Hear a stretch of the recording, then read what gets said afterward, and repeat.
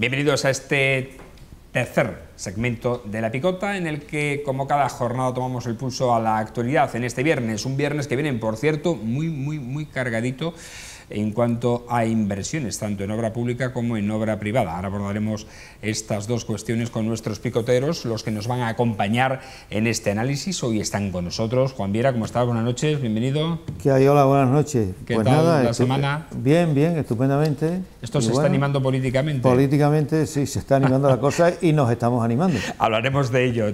Jorge Gruar, ¿cómo estás? Buenas noches, bienvenido. Pues muy bien, de nuevo de estar aquí. Estamos entretenidos, ¿eh? Estamos muy entretenidos.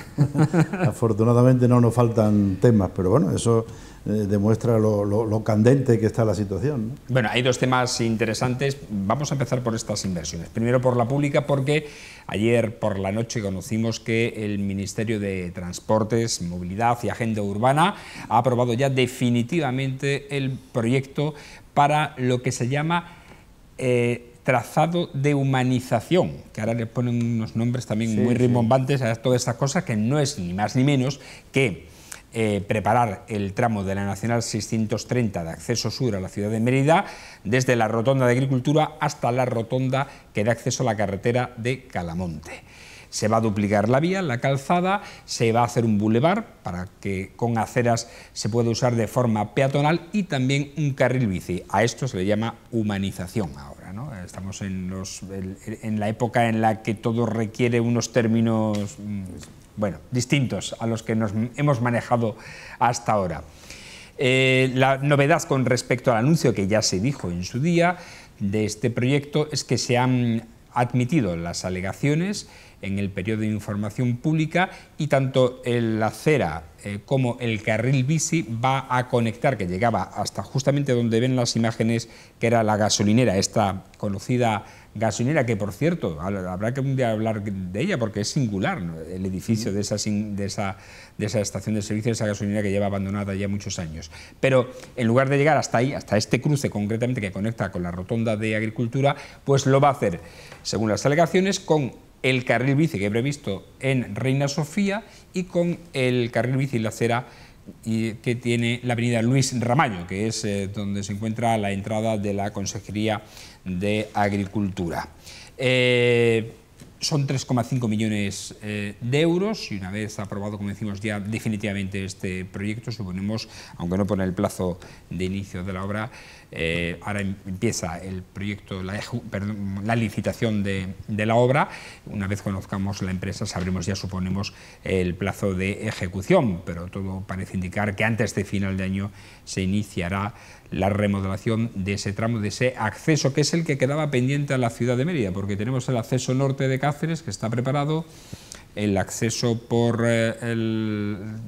por la autovía, por la antigua carretera de Madrid, la carretera de las Lomas, para enterarnos que ahí ese sí quedaría pendiente, pero de los pocos accesos que quedaban y que son muy transitados era este que conecta, como decimos, la rotonda de Agricultura con el acceso a la localidad de Calamonte. ¿Qué os parece este proyecto de inversión que conocimos anoche, Juan? Bueno, el proyecto de inversión, pues a mí me parece bien, interesante. Lo que no me parece tan bien es una cosa muy importante y es el lenguaje institucional que se utiliza para confundir, porque en definitiva estas cosas así tan sencillitas que no requieren este tipo de palabras y este tipo de términos, en unos casos concretos se utilizan para ocultar realidades con las que machacar a la gente, ¿no? Como está pasando con el término, con la aprobación ahora de las pensiones, etcétera, etcétera, ¿no? Que se utilizan unas cosas, unos conceptos y unos términos que ocultan, ¿no? De todas maneras, yendo a la cuestión de las inversiones estas, pues creo que es importante que se prepare, se amplíen la calzada y se preparen las aceras de la unión del tramo este de la carretera con la rotonda de la Consejería de Agricultura, ¿no? Yo creo que es una cosa importante que de alguna manera va a facilitar la circulación y la utilización incluso de la Nacional 630 más de lo que se utiliza actualmente, ¿no? Y al mismo tiempo facilita también el desplazamiento de personas y bicicletas, ¿no? este proyecto de humanización, que es como se llama ahora, se va a complementar y casi que yo creo que se va a ejecutar prácticamente a la par con el del acceso norte, el que va al Cáceres. Sí, pero al tanatorio, a la rotonda del tanatorio, la rotonda de la avenida Felipe VI, la que concretamente conecta lo que conocemos como la rotonda de acceso a Monte Alto, o rotonda de los Cabezones, donde están las estatuas de las cabezas, con la rotonda del tanatorio, que también va a pagar el Ministerio, porque eso todavía no estaba entregado al municipio, al ayuntamiento, y era propiedad del Ministerio de Transportes, Movilidad y Agenda Urbana, y también se ha comprometido, como ya conocimos hace un par de meses, a duplicar la calzada con 2 carriles y a instalar las aceras y el carril bici que se contempla. De los fondos europeos estos de recuperación y tal. Sí, bueno, eso se negoció, ese exactamente ahora no caigo si es con cargo a los fondos europeos, este sí, el de Calamonte, el sur, pero el norte no lo tengo tan claro, porque esto viene ya de atrás, de una negociación de cuando ocupaba la cartera otro ministro en el gobierno de Pedro Sánchez. Jorge. Bueno, pues yo una vez más estoy... La parte positiva, pues bueno, pues lo veo muy interesante, todo lo que sea. Cuando lo ocupaba Ábalos, la cartera. Cuando comentabas tú lo del acceso norte, es decir, todo lo que sea en favor de arreglar o de modificar o modernizar los accesos a una ciudad como la nuestra, como Mérida, yo pienso, vamos, por supuesto. Pero causa un poco, es una sensación, hay que tener en cuenta que además esto que decís vosotros, el trazado de humanización viene porque estos son unas acciones contempladas dentro del plan de estrategia estatal por la bicicleta. Es decir, la verdad es que llega un momento, y luego lo siento mucho porque dicho esto, que me alegra que esa zona, igual que cualquier otra, tenga... Pero ¿tú sabes lo que se pueden hacer con 3,5 millones de euros? ¿Sabes la cantidad de trabajo que se podría hacer? Y luego, por otro lado, y lo siento mucho también decirlo, pero es que Mérida es una ciudad patrimonio de la humanidad. Es que Mérida es una ciudad que ha apostado por el turismo como una de sus principales fuentes de riqueza. Y en Mérida todavía vas por calles donde hay un monumento precioso y al lado hay una casa verdaderamente indecente, verdaderamente llena de pinturas, llena de medio caída, medio tal. Oiga, y algunos barrios. Y barrios, y la entrada a algunos barrios. No, pero yo sobre todo... La entrada, la entrada aquella que viene de Alange, la zona del barrio... Pero ya que defendemos un poco... O sea, que estamos tan abocados a que el tema turístico es verdaderamente importante, que creo que se están haciendo cosas magníficamente bien. Oiga, en nuestra ciudad patrimonio de la humanidad está muy bien que arreglemos todo lo que va a ser nuestra entrada. Y luego, oiga, igual guardemos a lo mejor algo de este dinero y hagamos una renovación un poco por dentro. Y luego... Es que esto lo paga el Ministerio, Jorge, esto no lo paga el Ayuntamiento. Bueno, sí, pero sí, bueno... Pero son distintos. Hay una intervención municipal y de la comunidad. No, me refiero a la hora de proyectar y a la hora... desde el punto de vista técnico... El Ayuntamiento demanda. Desde el punto de vista técnico... Y quien paga la obra es el Ministerio. Por eso digo que...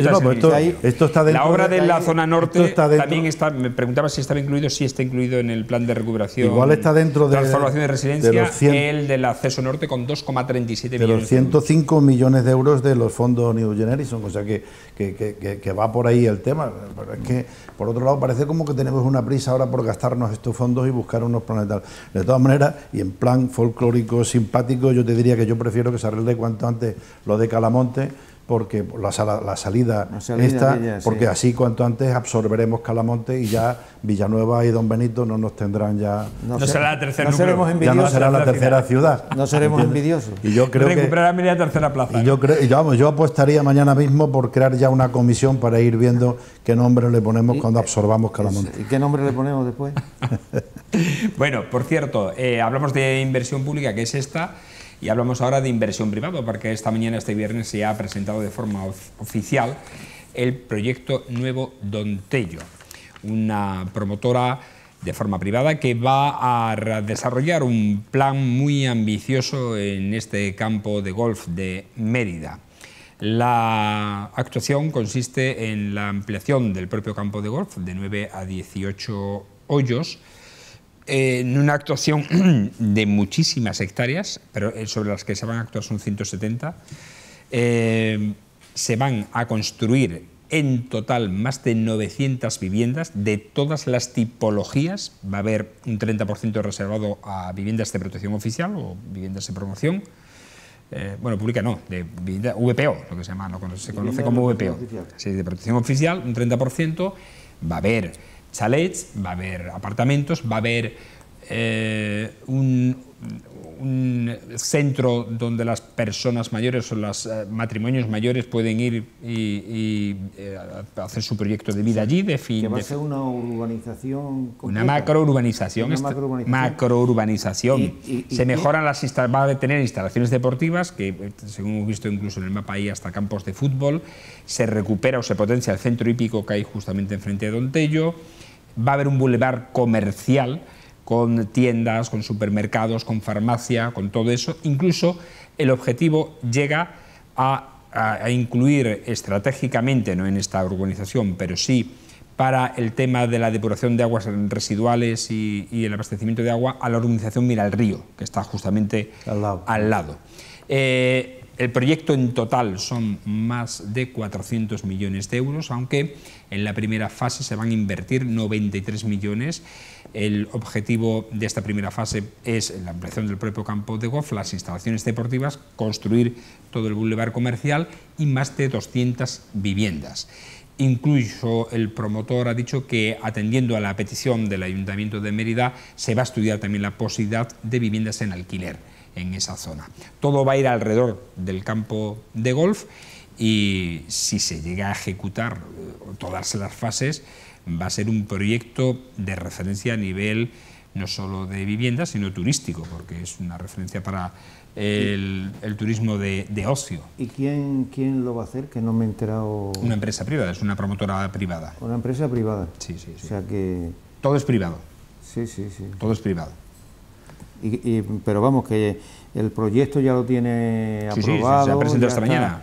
Las imágenes están todavía con el tema de licencias, permisos, etcétera, de tal manera que prevén que en el plazo de 6 meses aproximadamente pudieran empezar ya a desarrollar el proyecto. Como digo, que hay 4 fases establecidas y en esta primera son 93 millones de euros, ¿no? Que digamos son las fases comunes y las 200 primeras viviendas que se harán. Incluso están pensando que no desarrollar la promotora entera todo el proyecto, sino permitir a otras promotoras desarrollar viviendas allí para que puedan ejecutarla, ¿no? Con empresarios locales, con promotoras locales. Una especie de concesiones, de subcontratas, alguna cosa de estas, ¿no?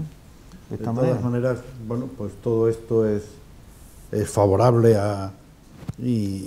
y refuerza un poco esa idea que hemos tenido siempre, ¿no? de la bondad de nuestra región, tanto en el aspecto, digamos, turístico, en el aspecto de naturaleza, en el aspecto de gastronomía y todo eso.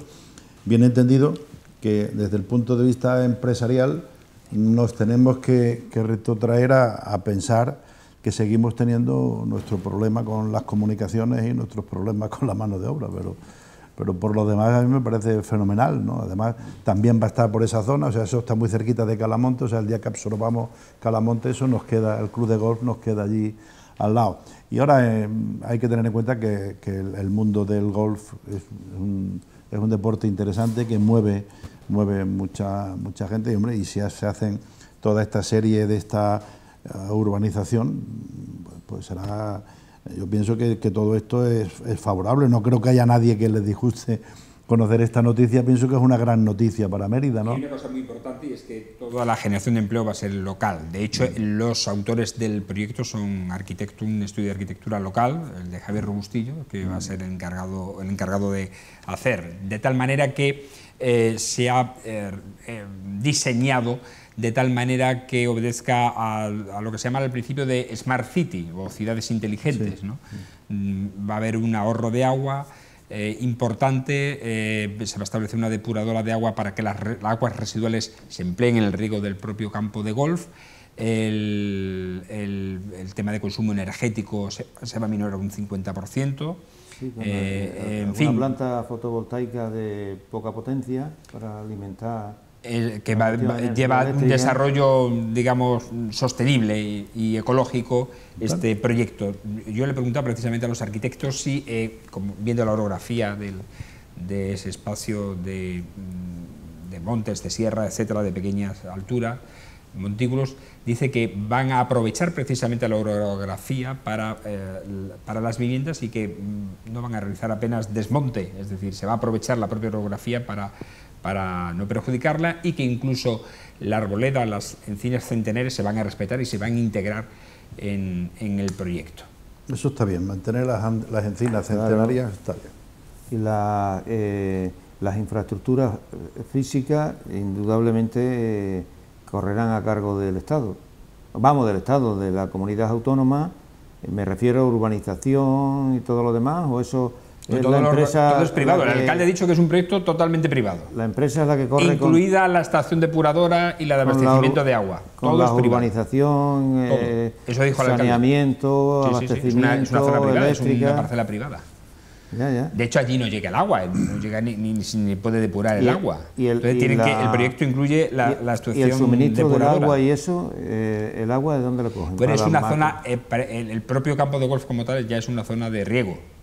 Nos han explicado los arquitectos que, curiosamente, pese a lo que pueda pensarse de que son grandes consumidores de agua, no lo es tanto, porque como reciclan el agua para el propio riego, dicen que de no salir este proyecto, el propietario de los terrenos quería realizar un cultivo de olivo intensivo con riego, y que eso consumiría muchísima más agua de lo que va a consumir este proyecto. Curioso. Bueno, Sí. Bueno, hay que tener en cuenta que hoy día este tipo de Smart City y todo este tipo de ciudades se plantean con unos recursos modernos que antes eran poco menos que impensables, ¿no? Y afortunadamente, bueno, si además va a ser una zona de residencia en el entorno de un club de golf, bueno, pues perfecto, me parece estupendo.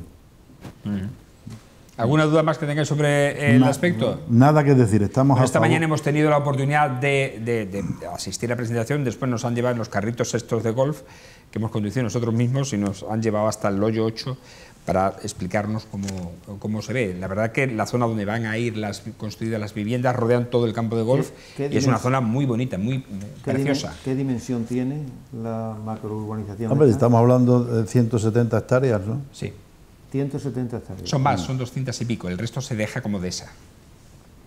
Sí, porque eso está en plena dehesa. Exacto. Sí. Una Preciosa, una dehesa preciosa. El resto, lo que está fuera del campo de golf es una dehesa preciosa. Ya lo es la zona de Mira al Río y esto prácticamente es la continuación, ¿no? Exacto. O sea que, así es. Pues muy bueno, estos son asuntos importantes, como decíamos, que hoy vienen protagonizando la jornada con las inversiones. La semana que viene el Club Senior va a presentar aquí, va a tener una jornada que se llaman Puntos de Encuentro de la sociedad civil, y se va a presentar con los verdaderos responsables todo el proyecto de Elysium, todo el proyecto de Castilblanco. El proyecto de ocio y turismo de Castilblanco. Sale adelante. Sale adelante.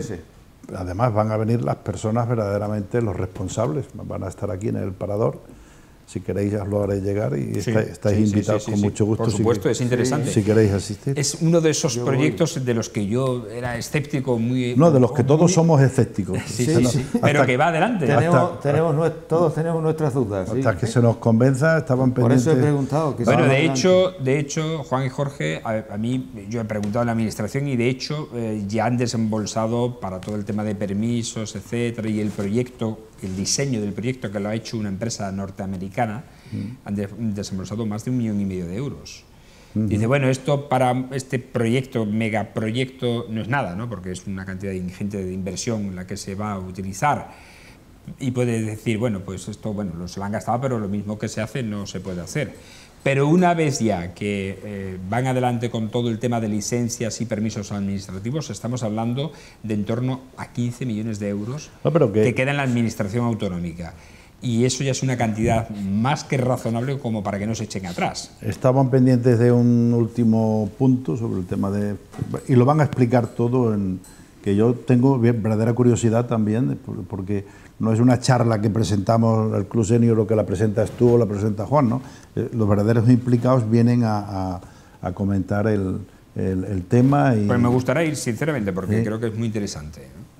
Ahí vemos las imágenes de este proyecto que es como una ciudad futurista prácticamente, en el que la base indudablemente vuelven a ser las viviendas y en este caso los juegos, los casinos, ¿no? Que es de lo que se va a abastecer económicamente este proyecto, además de ser un parque, como vemos ahí, casi temático en Castilblanco. Esto si sigue adelante va a ser una transformación extraordinaria para la zona, pero además... Fran, que nos lo expliquen con detalle. Que lo expliquen, pero además de una generación de empleo y de dinero para la propia administración también muy importante. Pienso que sí, pienso que sí.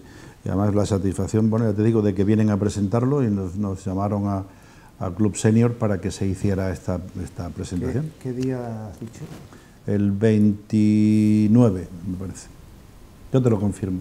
Vale, pues estaremos atentos a ello. Por cierto, decíamos al comienzo del programa que estamos muy entretenidos con los movimientos políticos. A lo largo de la semana hemos estado trasladándoles las diferentes candidaturas que en Mérida se van a presentar a las elecciones locales, también a las elecciones autonómicas, cuando la actualidad no deja de sorprendernos, y en la actualidad autonómica y local de otras localidades como la de Badajoz no deja de sorprendernos que el que fuera presidente y dueño del Badajoz, Joaquín Parra, no desdeña la posibilidad de presentarse como candidato político por un proyecto que se llama Juntos por Extremadura, en el que presumiblemente en un principio iba a ir también Pedro Acedo para presentarse a las elecciones locales en Mérida, aunque después hemos sabido en esta semana que ha mantenido contactos con otra formación de corte regionalista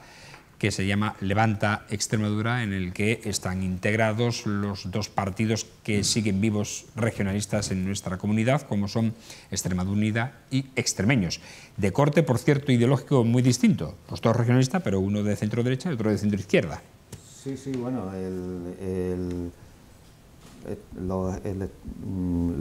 los que proceden del Prescre, Estanislao y esta gente, que es extremeños. Esos de alguna manera han gobernado con el PSOE y también con el PP. En el periodo de Monago creo que estuvieron también ligados al PP. No.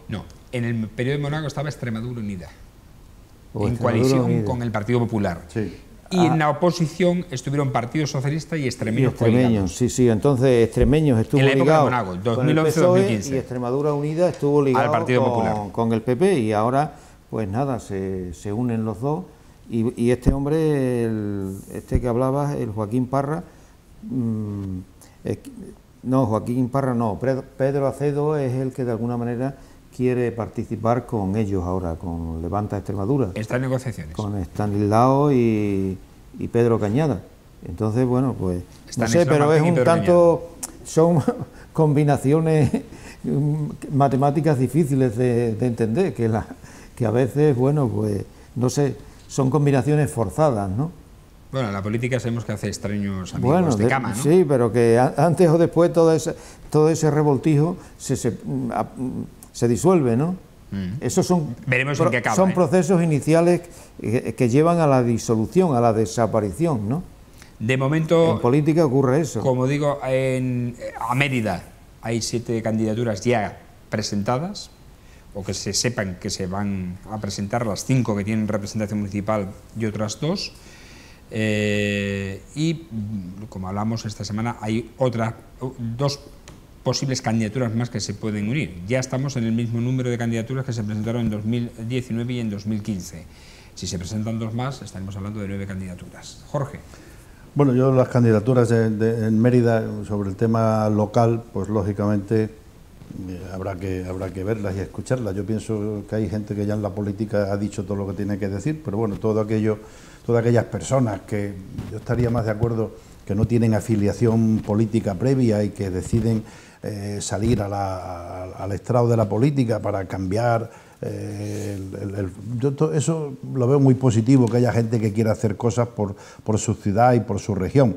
Quizás con esa energía y con esa ingenuidad que se hace cuando eres un poco neófito, ¿no? Algunos ya vivimos eso de cerca. Por otro lado, lo de este señor, lo de Joaquín Parra, bueno, pues no tengo el gusto de conocerlo, solo conozco que por aquello de que por sus hechos me conoceréis, ¿no? Entonces, personas que hacen manifestaciones así. Yo fui capaz de hacer lo que hice con el Badajoz y sería capaz de hacerlo lo mismo por la ciudad, con todas las deficiencias que tiene. Hombre, pues no es por nada, pero Badajoz tampoco le veo yo tantas deficiencias. Y luego, por otro lado, ¿qué es lo que hizo por el Badajoz? Bueno, pues el Badajoz tuvo un ascenso, luego tuvo la mala suerte, lo deportivo muchas veces quererlo jugar, no sé, no estoy muy de acuerdo. Y luego no quiero ofender a nadie, o sea, yo siempre procuro medir muy bien mis palabras, además cuando hablo de personas que no conozco o que no tenemos aquí para discutirlo, pero hombre, decir que la inversión que se ha hecho en Teruel ha sido tal o cual y que aquí los vascos y los catalanes son los que más dinero reciben y que no hagamos el tonto. No creo que este señor sea el más indicado para decirnos que los extremeños estamos haciendo el tonto. Otra cosa es que estemos de acuerdo o no estemos de acuerdo con nuestros políticos en su manera de defender a nuestra región, ¿no? Y luego, que bueno, que como soy empresario y me considero ganador, pues yo no sé qué va a ocurrir con esta historia. Bueno, ya me empieza un poco a preocupar a ver qué dice el diccionario de la Real Academia, qué es lo que es ser empresario. Porque a algunos de toda la vida entonces parece ser que hemos ido de perdedores y es que no lo sé, me parece un poco... Y además pasa una cosa, Jorge, con esto, que lo importante en esta vida, al menos en la política, es tener un proyecto político y tener unas ideas claras, una ideología determinada Te repito, yo en lo personal soy muy respeto a todo el mundo, pero es que este hombre... Las 2 o 3 cosas que ha soltado ya como su campaña es, por ejemplo, que él va a hacer un carnaval mejor que el de Tenerife, y que él va a conseguir que Badajoz tenga unas luces en Navidad muy superiores a las que tiene Vigo. Oye, mire usted, no hay cosas más... ¿Qué obsesión con la cantidad de cosas que hay por hacer? Que necesitamos aquí en Extremadura. Con la cantidad de cosas que se necesitan, con la cantidad de posibilidades que hay de trabajo. Además, ¿cómo no se convencen estas personas que estas tonterías, cuando se está en un sitio donde se está de cara a la sociedad, de cara a defender a alguien, tienes que pensar en ese alguien? Es que este señor, a mí ¿qué me vas a explicar tú que si eres ganador o si me vas a poner las bombillas iguales que las de Vigo? Pero ¿qué clase de campaña política me estás presentando? Con las necesidades que tenemos y con las perspectivas y las potencialidades que se pueden hacer en el terreno de la industria, que es lo que comentamos, o las necesidades que hay. Hay un tema importante, y déjame en la perdonar sanidad, que me da aquí una en la morcilla, educación, y es etcétera. que hay formaciones, incluso candidatos como el del que estáis hablando, que carecen de proyecto de ciudad. O sea, se presentan a liderar una ciudad, a encabezar su candidatura a la alcaldía, pero sin embargo no tienen proyecto de ciudad, no saben lo que quieren hacer, porque efectivamente hacer proyecto de ciudad para decir simplemente que quiere poner más luces que en Vigo o que quiere hacer un carnaval mejor Por que el eso de digo Tenerife, que hay que tener un proyecto político, ¿no? Hay que tener efectivamente, debe estar fundamentado y sustentado, claro, en otras bases. Y además, haz otra cosa innovadora. El carnaval de Tenerife, pues si el carnaval de Tenerife es el carnaval de Tenerife, oye, ¿por qué no igual procura... que el de Cádiz es el de Cádiz? Claro, cada ciudad y cada territorio y cada pueblo tiene unas características y unas circunstancias. Si hay un político que está dispuesto a hacer el ridículo o hacer una mascarada todos los años con el tema de las luces, pues bueno, pues tampoco se lo podemos impedir, pero ya lo hay uno en Vigo, ¿no? Sí, con ese ya tenemos bastante. Ya tenemos bastante con aquella inversión en el lucerío de Vigo. Yo he ido el año pasado, estuve allí precisamente. ¿En Vigo? Y es impresionante, ¿no? Espectacular, ¿no? La cantidad de bueno, hace poco ha dado hay. una rueda de prensa Abel Caballero, que es el alcalde de Vigo, que por cierto es el presidente de la FEM. De la FEM, Federación Española de Municipios. Exacto, sí, de la Federación Española de Municipios y Provincias, y ha hecho una valoración económica del retorno que ha tenido la ciudad en con esto de las luces. Tanto es así que ha dicho que Vigo la han visitado esta Navidad 5 millones de personas. Bueno, pues, oiga, pues... Y eso basado, dice, en los datos de los teléfonos móviles, porque ahora sabéis que hay una tecnología que es el Big Data, ¿no?, que se va a implementar aquí en Mérida también para conocer el número de turistas y visitantes reales que vienen a la ciudad, más allá de los que pagan la entrada en el consorcio del Museo Nacional de Arte Romano, y esto nos permite, o va a permitir contabilizar por el número de dispositivos móviles las personas pues que no son de la ciudad. Dice que son 5 millones de personas. Sí, quizás alguien que va a ver una ciudad bonita como es Pontevedra o a disfrutar de la gastronomía aquella, quizás de paso dice, bueno, pues ¿por qué no vamos a ver las luces de Vigo? Quizás. Vamos a dejarlo ahí. Hay de todo. Sí, nosotros fuimos... Bueno, por cierto, no es la única incursión deportiva que se produce a lo largo de la historia en unas elecciones, ¿no? Aquí también en Mérida hubo ya en su día alguna. Sí, pero pasa una cosa, que lo de Vigo, que yo creo que también hay otras opciones de inversión en otras zonas, en otros pueblos, en otros territorios, que no tienen que ser la cuestión esta de las luces y todo lo demás, que hay otras posibilidades y otras alternativas, ¿no? Bueno, vamos a hablar de otra cuestión que la tenemos a la vuelta de la esquina. Ayer jueves visitó el Congreso de los Diputados el que va a ser el candidato a la presidencia del Gobierno en la moción de censura que ha presentado el grupo Vox, Ramón Tamames. Y tanto Ramón Tamames como Santiago Abascal, el presidente de esta formación, comparecieron en el Congreso de los Diputados, señalando ambos que tienen mucha distancia política uno del otro, o sea, es decir, Ramón Tamames del proyecto político de Vox, pero que les une en su argumentario la necesidad de echar a Pedro Sánchez del Gobierno, y para ello piden el apoyo del Partido Popular en esta moción de censura, quien ha dicho ya, por cierto, en voz de su presidente Alberto Núñez Feijóo, que se abstendrá. Va a hacer lo contrario que hizo Casado en su día, cuando Vox presentó a inicios de la legislatura también otra moción de censura. Por cierto, esta es la sexta moción de censura de la democracia. Casado votó en contra de la moción de Vox. Como veis, se va a desarrollar el debate el martes y miércoles próximo, y cómo veis este hecho, Juan.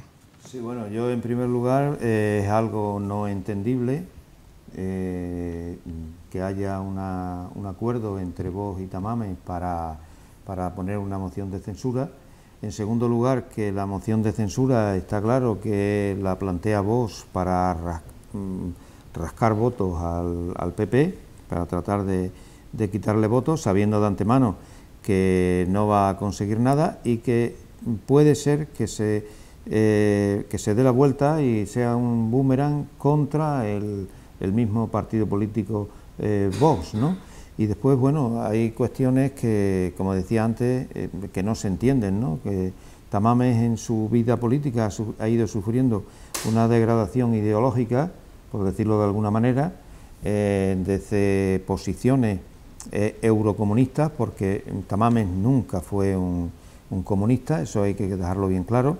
Fue de estos reformistas, eurocomunistas de la época de Santiago Carrillo y tal, y que con el paso del tiempo pues ha ido sufriendo una degradación, o sea, interpretémoslo así, ¿no?, una modificación en sus ideas políticas y en su ideología, que le han llevado a posiciones que, bueno, que son actualmente son las próximas y coincidentes con Vox, porque cuando va a hacer esto con Vox es porque está próximo a Vox, o sea que son las dos cuestiones más importantes si lees el discurso, puedo... hay cosas que están en contra del ideario de Vox. Por cierto, un discurso que se ha filtrado a la prensa, sí, por eso digo que, esta semana, un diario digital. Que es una situación tan contradictoria, a veces no entendible, y que, bueno, y que en cierta medida, de alguna manera, en conjunto, constituyen una degradación ideológica, ¿no? Jorge. Yo pienso que bueno, pues que un poco sobre lo que habéis de acuerdo, que parece mentira, ¿no?, que haya personas con opiniones tan diferentes, ¿no?, pero bueno, hay algo en lo que sí parece que han llegado de acuerdo, ¿no? Yo pienso que es como una manera de unir fuerzas para crear una situación de desgaste hacia lo que, sobre todo lo que Abascal defiende, ¿no? Que bueno, que España está en una situación delicada y que lo que hay es que proceder a que Pedro Sánchez abandone, o sea, que haya un nuevo cambio de gobierno y todo esto. Bien dicho, hasta ahí, bueno, pues todavía hay, que luego hay una serie de coincidencias entre estas personas, como expresaron el otro día en una rueda de prensa, pues de acuerdo. Yo pienso que el respetar la separación de poderes, en respetar la Constitución, en respetar la bandera, por así decirlo, y tal, y en la defensa de todos estos valores a nivel nacional, estamos muchos y no hay necesidad de estar involucrados y tan significados como ellos, ¿no? Yo pienso que ahí lo que buscan es un poco apoyarse en el sentir de alguien para manifestar algo que ya se está viendo por el discurso que parece ser que este señor va a hacer.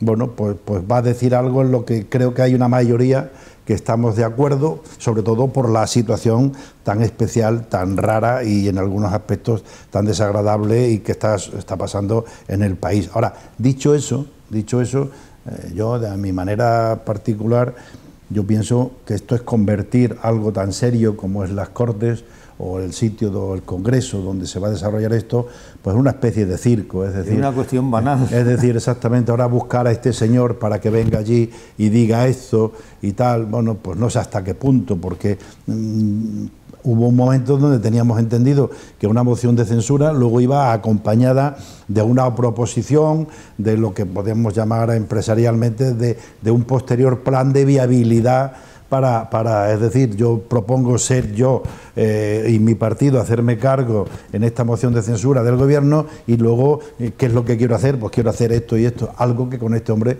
no se puede cumplir. Este hombre va para producir una situación de desgaste y una situación que bueno, que ¿a quién va a favorecer o perjudicar? Pues no lo sé. Evidentemente, lo que sí está claro que aquí quien puede estar un poco preocupado y quien va a tener que estar atendiendo a todos los focos, porque hay muchos focos para que sea atacable, es el actual presidente del gobierno. Es decir, ahora en lo que estamos de acuerdo una mayoría de españoles es que la gestión de este gobierno no está siendo todo lo buena que quisiéramos todos. O sea, ahí, bueno, pues, y esta es una operación de desgaste creada en esa situación. Pero en lo demás, bueno, pues no lo sé, tampoco veo, como dice mucha gente, que esto es una campaña en la que Vox se va a beneficiar contra el PP. Pues no, tampoco. No se va a beneficiar.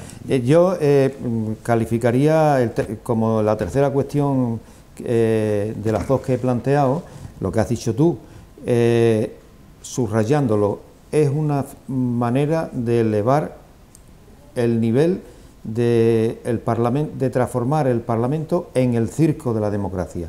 Es el circo de la democracia. Si muchas veces hemos comentado que las discusiones tan banales, tan inútiles y tan ineficaces que se llevan a cabo en ese Parlamento, esto aumenta el nivel de teatro de lo que es el Parlamento, el nivel de la democracia. No es otra cosa, es elevar la banalidad de lo que allí se hace y lo que allí se dice. Porque pues claro, que dice Vox ahora es que es un candidato, ¿qué candidato? Si este hombre no es candidato de nada, y que evidentemente es un hombre de un gran recurso dialéctico, aunque yo pienso que ya a la edad a este señor lo hemos conocido. Yo incluso he asistido a un par de charlas con él, la última, una vez recuerdo de su actuación aquí en el Zurbarán, en esto, invitado por la CREX. Entonces Juan José Hernández era presidente de la Cámara de Comercio y bueno, como conferenciante, como hombre, bueno, pues nadie le quita sus méritos y sus cosas, y que estos señores de Vox lo han elegido para que sea él el que aparece, muy bien, que incluso en una rueda de prensa digan que con él comparten y que con él están de acuerdo en que los represente, pues hasta puedo estar de acuerdo, pero oiga, quizás este no es el sitio. Este es un sitio para exigir seriedad, para que se investigue el caso Berni de las narices de una vez por todas, para que siga siendo, en este país ya tenemos demasiados sitios que están sonando como a juerga, ¿no? Necesitamos cosas serias. Y además también se puede interpretar de otra manera que es la realidad. Es una cosa que va a servir para que nos olvidemos, para que estemos entretenidos y nos olvidemos de problemas actuales como... ya te lo he dicho. Claro. Como el problema de la guerra, el problema de la ley Mordaza que quieren cambiar ahora y no la van a cambiar, o sea, va a seguir todo exactamente igual, como el problema económico, la subida de la crisis de la inflación, la reforma de las pensiones... El coste de la... Bueno, señores, nos tenemos que ir, no tenemos tiempo para más. Vamos a hablar sobre la moción de censura la próxima semana, seguramente, en este espacio, porque va a ser tema de actualidad y de opinión, como no puede ser de otra manera. Agradecer a nuestros picoteros en este viernes, como siempre, sus intervenciones, sus opiniones, que son siempre bien valoradas y queridas por nuestra audiencia, según me dicen cuando caminamos por Mérida, ¿no? Hay mucha gente que nos ve y es verdad. Y que nos muestra su cariño y bueno, su devoción, entre comillas, con este programa. Gracias a Jorge. Muchísimas gracias a vosotros. Igualmente. Gracias a Juan, lo mismo te digo, que pases un feliz fin de semana. Igualmente, y que ganemos al Barcelona. El clásico, que tenemos clásico, por cierto. Bueno, aquí tenemos un culé y un madridista. No, madridistas. Yo no soy culé. Bueno, ¿ya no eres culé? Todo el mundo me asocia. Yo no soy culé, no soy del Barcelona y no soy yo. En fútbol soy muy ecuánime. Es decir, fuera de casa soy del Madrid, dentro... Tengo que ceder terreno al Barcelona. Bueno, yo dentro y fuera de casa soy del Madrid, lo tengo que confesar.